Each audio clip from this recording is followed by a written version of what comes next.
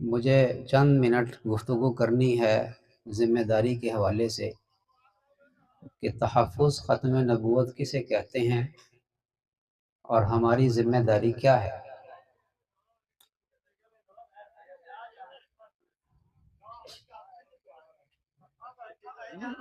ختم نبوت کا تحفظ کا سادہ الفاظ میں مطلب یہ ہے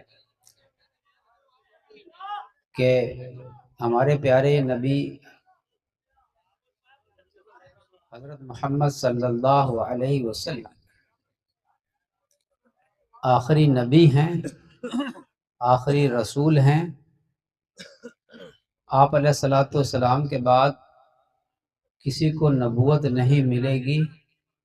جو کوئی دعویٰ کرے گا نبوت کا وہ جھوٹا ہوگا، وہ کذاب ہوگا، وہ دجال ہوگا۔ اس کا پیچھا کرنا، اس کو پکڑنا، اس کو سزا دلوانا جو اسلام میں ہے وہ مسلمانوں کی ذمہ داری ہے۔ نمبر 2،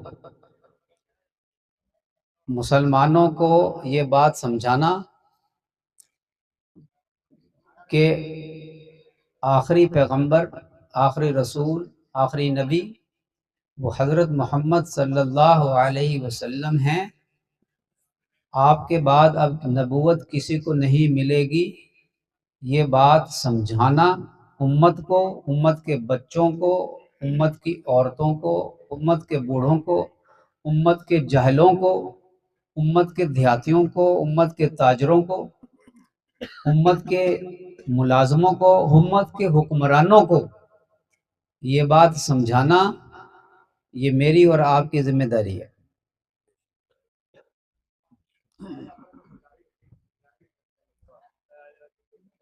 یہ ایک ذمہ داری ہو گئی یا دو ذمہ داریاں ہو گئی، گنتی آپ خود کر لیں۔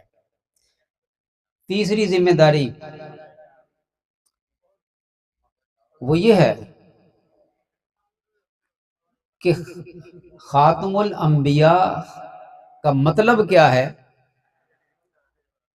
اور خاتم الانبیاء کا کام کیا ہے۔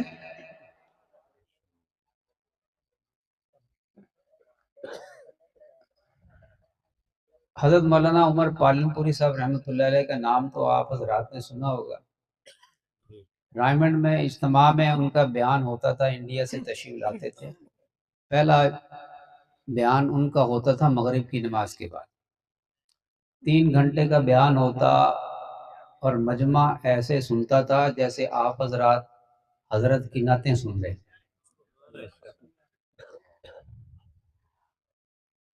ہم اس وقت جنگ رہتے تھے، جنگ علاقہ میں رہا بھائی، تو وہاں سے ہم جلدی کرتے تھے کہ حضرت کا بیان ہمیں پورا مل جائے۔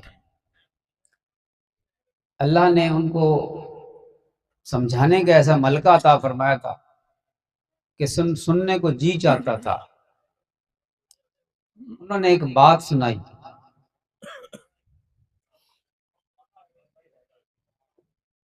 وہ فرماتے تھے کہ نظام الدین میں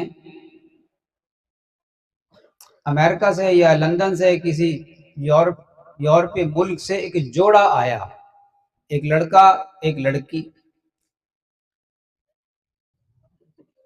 وہ کچھ تحقیق کر رہے تھے، سوالات انہوں نے لکھے ہوئے تھے اور ان کچھ سوالوں کے جوابات ان کو مل نہیں رہے تھے۔ وہ ہندوستان آئے، پہلے وہ حضرت نظام الدین اولیاء رحمۃ اللہ علیہ کے مزار اور مسجد میں گئے اور ان کے سامنے وہ سوال رکھے، تو انہوں نے کہا کہ ان سوالوں کے جوابات تمہیں دیں گے بنگلہ والی مسجد تبلیغی مرکز والے۔ وہ مرکز میں آ گئے۔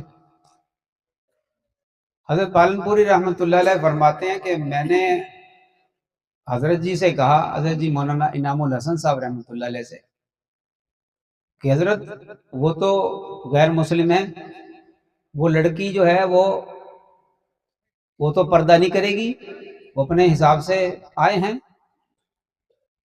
تو حضرت نے فرمایا کہ وہ تو پردہ نہیں کرے گی، تم پردہ کر لینا۔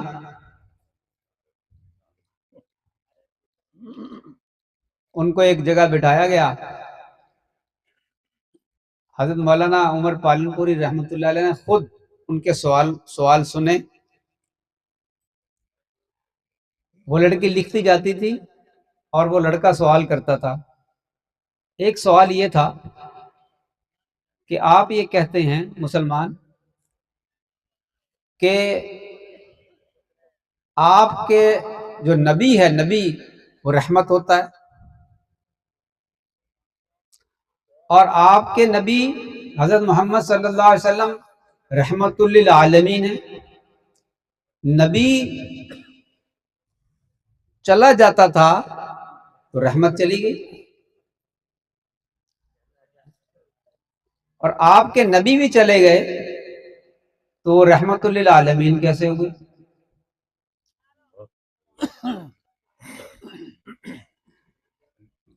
اس سوال نے دوسرے علماء کو تو گھما دیا۔ جس شعبے میں جو لوگ محنت کر رہے ہوتے ہیں اخلاص کے ساتھ، اللہ تبارک و تعالی شانہ اس شعبے کی حکمتیں ان محنت کرنے والوں کے سینوں پر کھولتا ہے۔ ہم ترکی گئے، سائپرس، تو مجھے کچھ 6 وہاں کے علماء نے گھیر لیا اور بڑی محبت کرنے والے لوگ ہیں وہ۔ کو سوال جواب شروع ہو گئے، مجھے کہتے ہیں کہ پاکستان سے آپ آئے ہیں اور پاکستان میں عورت کی حکمرانی ہے، بے نظیر کی حکومت تھی، تو آپ یہاں ترکی آ گئے، وہاں تو عورت کی حکومت ہے، جس قوم کے اوپر عورت حکمران ہو وہ قوم کامیاب نہیں ہو سکتی۔ تبلیغ کرنے کے لیے آپ ترکی آ گئے۔ سوال تو گھما دینے والا تھا نا۔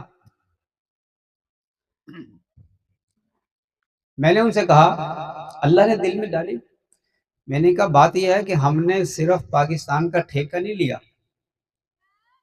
پہلے تو میں نے ان کو یہ کہا کہ آپ ہمیں ملامت کرتے ہیں کہ ہمارے ملک میں عورت حکمران ہے، تمہارے ملک میں بھی تو عورت حکمران ہے، وہاں بھی عورت حکمران تھی۔ میں نے کہا کہ ہم عالمی نبی کی عالمی امت ہیں، ہم عالمی نبی کی عالمی امت ہیں، پورا عالم وہ ہماری محنت کا میدان ہے، پوری دنیا میں مسلمان وہ ہمارا بھائی ہے۔ ہم ایک پاکستان کے اندر محدود نہیں ہیں، ہم پاکستان کی محنت لے کر نہیں آئے، ہم پوری دنیا کی محنت، عالمی نبی کی محنت لے کر آئے ہیں۔ مسئلہ ہمارے پاکستان میں ہو تو وہ آپ کا مسئلہ ہے، اور آپ کے ملک میں مسئلہ ہو تو وہ ہمارا مسئلہ ہے۔ اس جواب سے مطمئن ہو گئے۔ حضرت مولانا عمر پالن پوری صاحب فرماتے ہیں کہ میں اللہ کی طرف متوجہ ہوا کہ اللہ اس کا جواب دل میں ڈال دے۔ اللہ نے ڈالی۔ فرمانے لگے کہ بات یہ ہے کہ نبی رحمت لے کر آتا ہے، ہاں وہ کہتا ہے کہ آپ کہتے ہیں کہ آپ کے نبی رحمت للعالمین ہیں، اور آپ کے نبی تو، اور یہ بھی کہتے ہیں کہ خاتم الانبیاء ہیں، یہ بھی کہتے ہیں خاتم الانبیاء ہیں، اور یہ بھی کہتے ہیں کہ نبی رحمت ہوتا ہے، وہ رحمت للعالمین ہیں، وہ تو اس دنیا سے چلے گئے، تو اب رحمت للعالمین کیسے ہوئے؟ اگر خاتم الانبیاء ہیں تو رحمت بھی ختم، یا نبوت آگے چلتی امت میں؟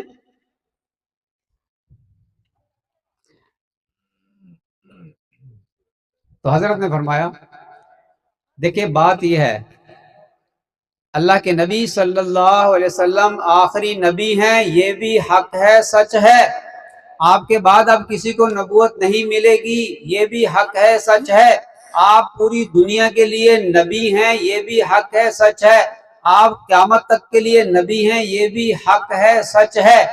آپ علیہ الصلوۃ والسلام تو دنیا سے چلے گئے، لیکن یہ جو رحمت ہوتی ہے یہ صرف نبی کے ساتھ نہیں ہوتی، نبی کے کام کے ساتھ ہوتی ہے۔ اللہ کے نبی تو چلے گئے لیکن اپنا کام اپنی امت کے ذمے لگا گئے، اس لیے اللہ تبارک و تعالی شانہ نے وہ رحمت جو نبیوں کے ساتھ ہوتی تھی اللہ تعالی شانہ نے اس امت کے ساتھ اس کام کی وجہ سے کر دی۔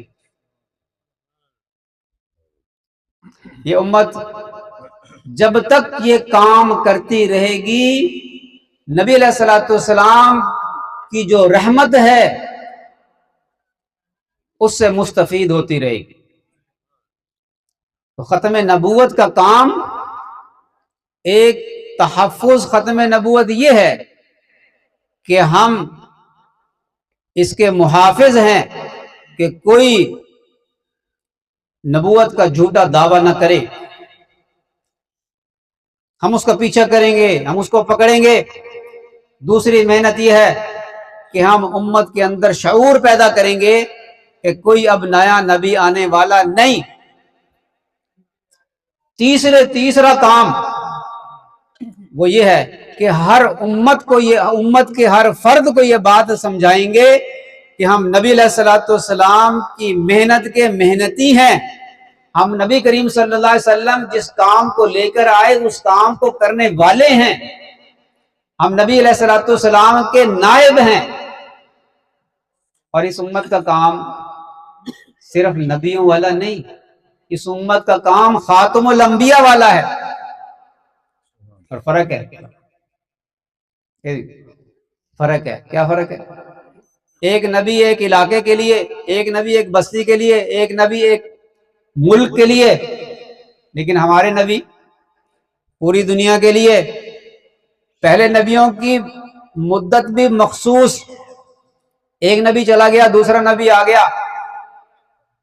نبی علیہ الصلوۃ والسلام کی محنت کا میدان پوری دنیا اور محنت کا وقت قیامت تک۔ لہذا ہمیں جو کام اللہ نے دیا پوری دنیا کے مسلمانوں کو اسلام کا شعور دلانا، اور اس شعور کے اندر یہ بات بھی شامل ہے کہ یہ کام ہم اس لیے کر رہے ہیں کہ ہمارے نبی آخری نبی ہیں، اپنا کام امت کے ذمے لگا کر گئے ہیں، ہمیں یہ کرنا ہے۔ جب امتی اس کام کا بیڑا اٹھا کر امت کے ہر فرد کے پاس جا کر یہ بات سمجھائے گا تو مجھے بتائیے کہ کوئی شخص کسی جھوٹے نبی کی بات کو سنے گا؟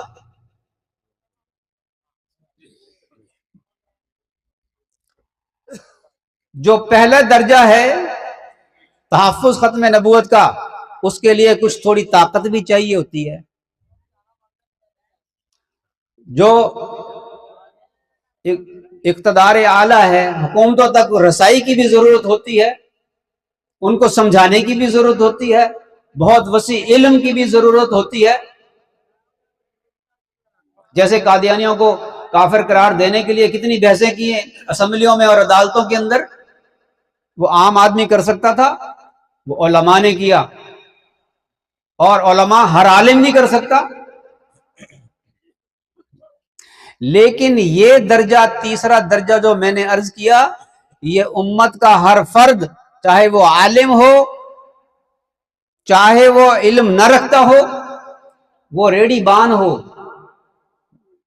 وہ بھی اس منصب کو نبھا سکتا ہے اور اس کام کو کر سکتا ہے۔ کیسے؟ وہ ایک نباتی تھا نا، وہ میاں جی نے علی گڑھ یونیورسٹی کے اسٹوڈنٹس تھے، طلباء، ان کو تبلیغ کرنے لگے۔ تو طلباء جو ہوتے ہیں یونیورسٹیوں کے یا مدارس کے ہوتے ہیں نا، یہ شرارتیں کرتے ہیں۔ میاں جی کو کہنے لگے کہ میاں جی یہ آپ نے کرتا کس ٹیلر ماسٹر سے سلوایا؟ میاں جی کہنے لگے جی ماسٹر کا تو مجھے پتا ہے کیا ہوتا ہے، یہ ٹیلر کیا ہوتا ہے؟ اب اسٹوڈنٹ کو مذاق مل گیا، میاں جی آپ نے یہ گیسو جو ہے یہ کس جو ہے وہ حجام سے بنوائے؟ گیسو بالوں کو کہتے ہیں۔ میاں جی کہتے ہیں کہ یہ گیسو کیا ہوتے ہیں؟ ان کو مذاق مل گیا۔ اب میاں جی کے اندر ایک تڑپ تھی، فکر تھی، علم نہیں تھا اتنا، لیکن اندر ایمان کی چنگاری تھی۔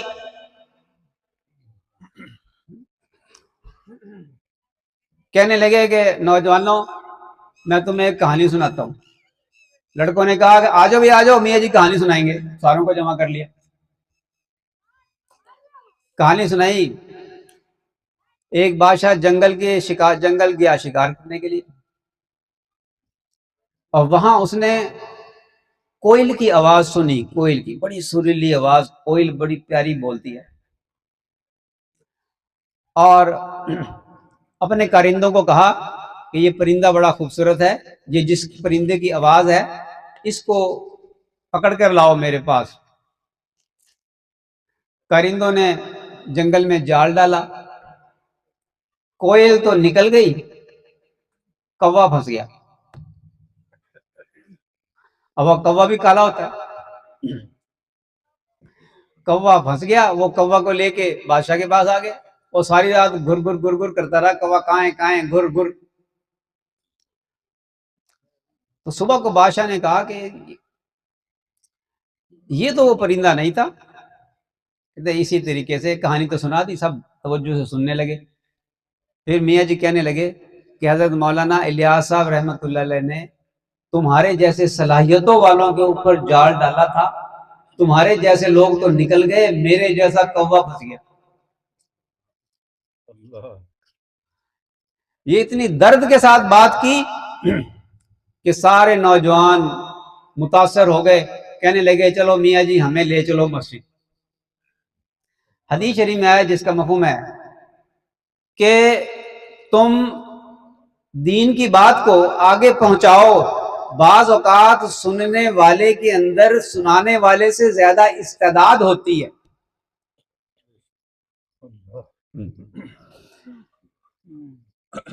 یہ دیہاتی آدمی، یہ اجڑ آدمی دل کی فکر کے ساتھ جب صلاحیت والے شخص کو یہ بات کہے گا کہ اللہ کے نبی آخری نبی ہیں اور ان کا کام جو ہے وہ میرے اور آپ کے ذمے ہیں، آپ صلاحیتوں والے ہیں، آپ اس کام کو کریں، دل کی تڑپ اور کڑھن کی وجہ سے اس کے اوپر اثر ہوگا اور وہ اٹھ کھڑا ہوگا اور وہ بڑے بڑے کام کرے گا۔ مجھے بتائیے یہ کیا مشکل ہے؟ تحفظ ختم نبوت کے لیے یہ تیسرا کام یہ ہر امتی کے ذمے ہے۔ اگر اس کام پر لگ گئے نا، دنیا میں کوئی شخص جھوٹے نبوت کا دعویٰ نہیں کر سکتا، اور کوئی شخص کسی جھوٹے نبی کی بات کو سننے کے لیے تیار نہیں ہوگا۔ وہ کہتا آخری نبی آئے ہیں، آخری نبی کا کام تو میں کر رہا ہوں، تو کہاں سے آ گیا؟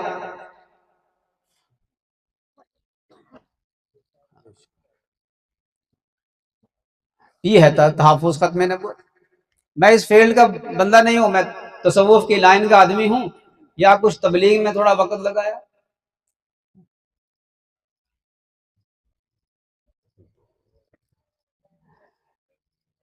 تو بس اتنی بات کافی ہے، آپ کی توجہ کی وجہ سے ذرا زیادہ ہو گئی، ورنہ میرا کوئی نہ طبیعت تھی، کیونکہ 10:30 بجے کے بعد تو سیدھی سی بات ہے کہ ہم ناک آؤٹ ہو جاتے ہیں، چاہے لاہور میں رہتے ہیں لیکن 11 بجے سے پہلے سونے کا معمول ہے۔ آپ حضرات ہمت والے لوگ ہیں، کھیتوں میں کام کرنے والے، آپ کو یہ ساری رات بھی جگائیں تو سبحان اللہ ماشاءاللہ ہوتی رہے گی، کبھی ایک فرمائش آئے گی، کبھی دوسری فرمائش آئے گی۔ اور جو ہوتا ہے نا کلام سنانے والا، وہ اس کو نہیں پتا ہوتا ٹائم کا کتنا لگا۔ مجھے بھی تھوڑا بہت شوق ہے، میں بھی کوئی جوش چڑھ گیا تو میں بھی کوئی نعت سنا دوں، لیکن اتنا کافی ہے۔ سب ہم عزم کر لیں تحفظ ختم نبوت کے حوالے سے، یہ ایسی کانفرنسیں ہوں اور جو بات سمجھائیں یہ بات اوروں کو بھی سمجھائیں، بچوں کو بھی سمجھائیں، عورتوں کو بھی سمجھائیں، اور یہ کام دعوت و تبلیغ کا کام جو تحفظ ختم نبوت کا کام ہے، خاتم الانبیاء والا کام ہے، اس کو ہم سب اپنا کام بنائیں۔